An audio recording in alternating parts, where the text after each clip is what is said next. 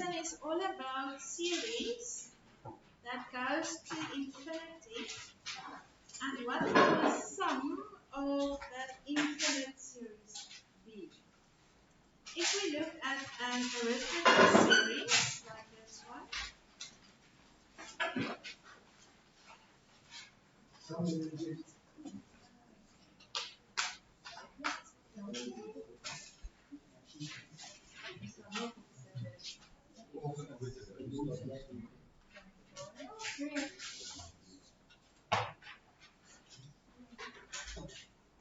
okay, so this is an arithmetic series, and if we add all the terms, let's see where we will end. What is the sum of one term? 2. The sum of two terms? 5. 3 terms? 9. 4 terms? 14, etc. So if I add an infinite number of these terms, what will the answer be? An infinite big number. Okay. So the sum of infinity of an arithmetic series does not exist, meaning you can't get a number as an answer. It's too big.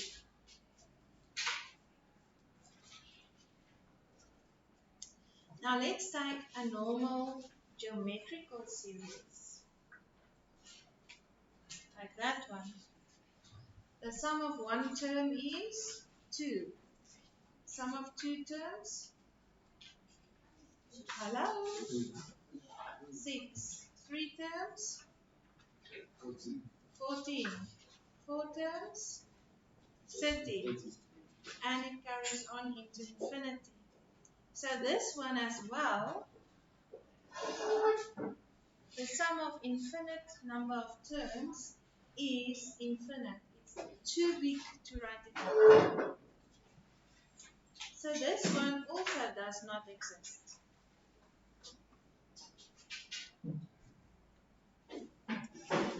Let's look at the third series.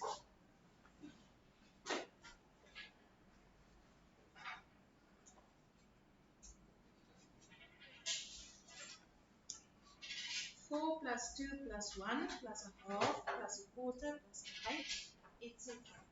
Okay, I want you to take out your calculators.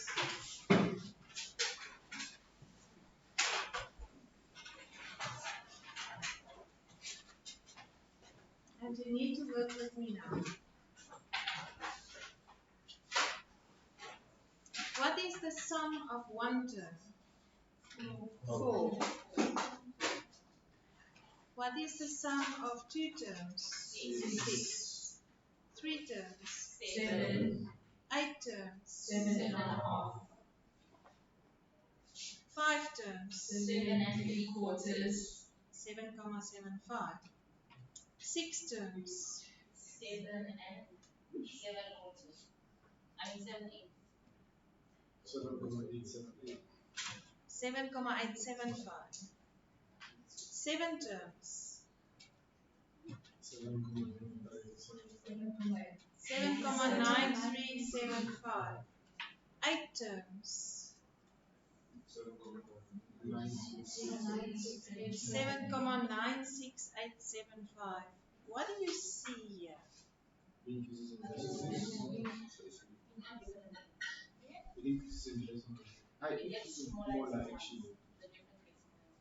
Okay, so it will tend to what? 8. Now, if it tends to 8, it means that if you need to draw it graphically, this is the sum of all the terms. It will never cross the asymptote of 8, but it will go as near as it can to 8. Therefore, this series converges. This means that if you add an infinite number of terms, you can get an answer. The answer of this series, if I add infinite number of terms, will be 8. So the sum of infinity does exist in this case. Now my next question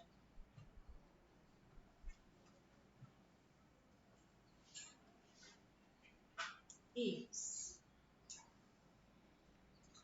why does the sum of infinity exist at some series and not at others? When does the sum of infinity exist and when does it not exist? When the constant difference is less than 1. Is a fraction. Constant difference. Isn't the ratio Constant ratio. It must be a geometrical series, and if the constant ratio is between -1 and 1, which means it can be a positive fraction or a negative fraction, then you can get the sum of infinity. And that you call convergence. So this is just exponential. Yes. With an asymptote. Yes.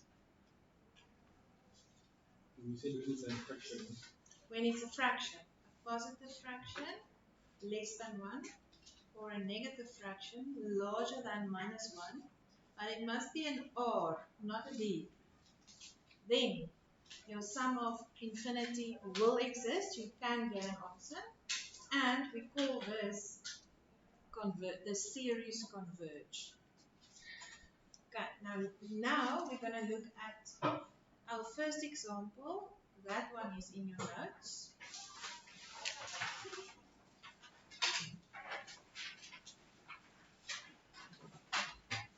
4 plus 2 plus 1. First, we need to determine which kind of series is this. Geometrical or linear or analytical. This is a geometrical. Why? Because there's an R, a ratio, and the ratio is a fraction. What do you know immediately when you have R as a fraction? You need to know two things. Yes, the sum of infinity exists and the series converges because the R is between -1 and 1. Now there's a formula for sum of infinity. It is A over 1 minus R, because R is a fraction. And this formula only has this format, not R minus 1. If you write for some or other reason R minus 1, your whole sum is wrong because your formula is wrong. It must be 1 minus R. And all we need for this formula is the first term and R. So the first term is 4, R is a half, 1 minus a half is a half, and 4 divided by a half gives you 8. Our next example is not in the notes, but you will have homework looking alike, like number 2. So let's look at number 2.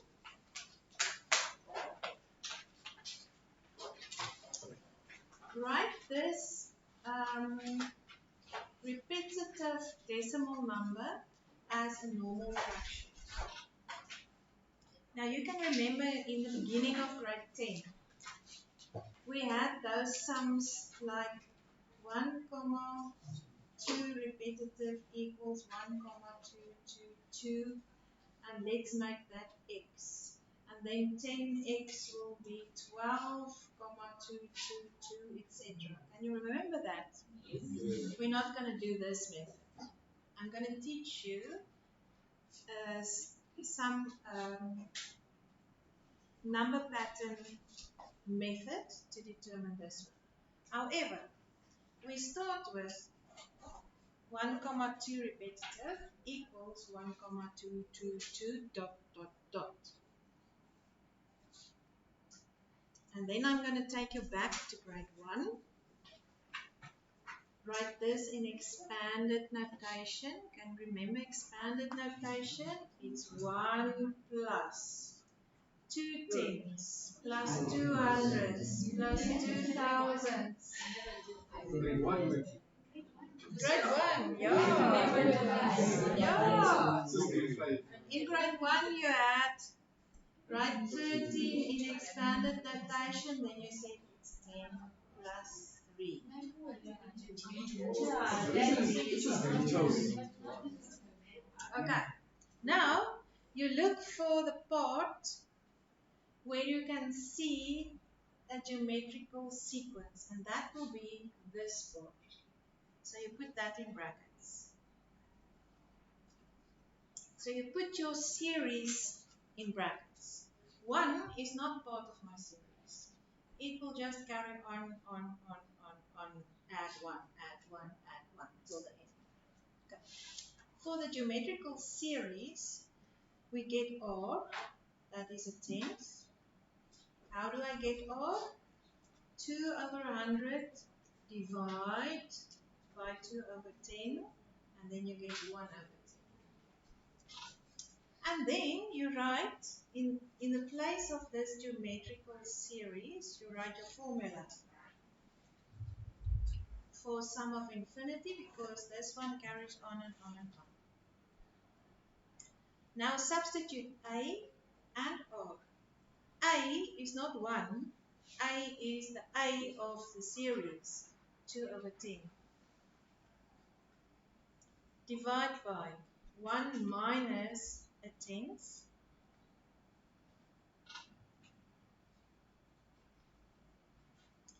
1 minus 1 tenth gives you 9 tenths. So 2 tenths divide by 9 tenths. The divide becomes a multiply. You swap the last fraction, and it's 1 plus 2 over 9. Add that together, 1 and 2 ninths. And I answered the question. Right? 1 comma 2 repetitive as a normal fraction.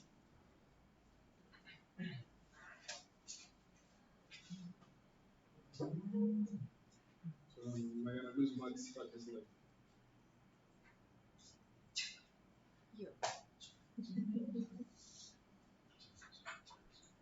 but we will always give me the right answer so you can check with it. You can check. You can double check. Okay, the third example is our notes. And this is a typical question in an exam or test. Now I don't want you to work out the sum of infinity, but I ask you for which values of x in the series will the series converge? Okay, when will a series converge? When? Yes, and always start with that sentence. The series converges when R lies between negative 1 and positive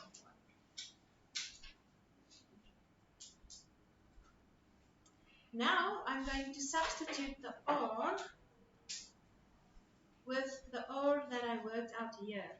Can you see that each term is multiplied by the same bracket? So the bracket is my R. Therefore, I'm going to substitute R here with the bracket, x plus 1. But I want x alone. I want the values of x. So I need to take this plus 1 over to both sides. Then it becomes a minus 1 on both sides. And there's your answer.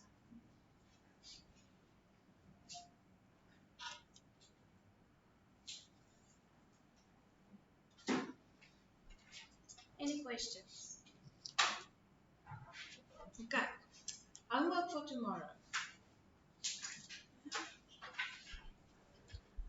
I'm actually going to give you the homework for the whole week because you have 2 test periods, and I'm not sure whether you are going to write in both test periods.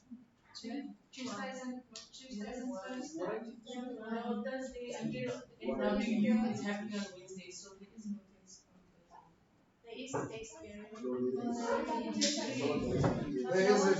There is a interview is also with it's not like we don't have a test period on Thursday, ma'am. Okay, whatever.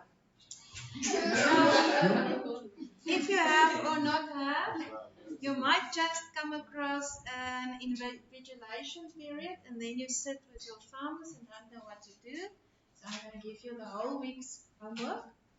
For tomorrow, you must be done with exercise 9, number 1, 2, and 3. And today's lesson is our last lesson on numbers and sequences, number series and sequences. Then we're going to start with revision with exam questions. So for Tuesday's homework is the exam questions on page 30. You do only 1 to 9. Only. It's short sums. Then on Wednesday, these 9 questions we're going to mark on Wednesday. So Wednesday's homework is number 10 till 20. Are you complaining? No. So on Thursday, I'm going to mark 10 to 20. Thursday, the homework is from 21 till 30. So on Friday, I'm going to mark these.